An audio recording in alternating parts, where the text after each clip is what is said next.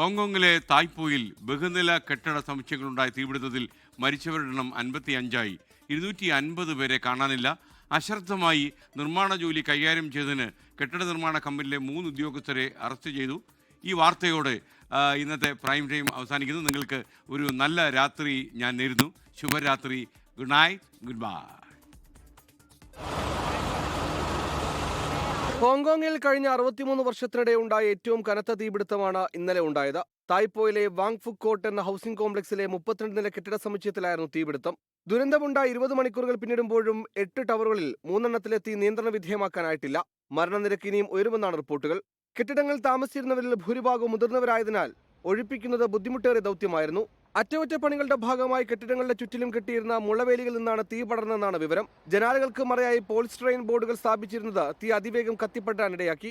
800ഓളം അഗ്നിശമന സേനാ പ്രവർത്തകരാണ് തീ അണയ്ക്കാനുള്ള ശ്രമം നടത്തുന്നത്. രക്ഷാപ്രവർത്തനത്തിനിടെ ഒരു അഗ്നിശമന സേനാ പ്രവർത്തകൻ കൊല്ലപ്പെട്ടു.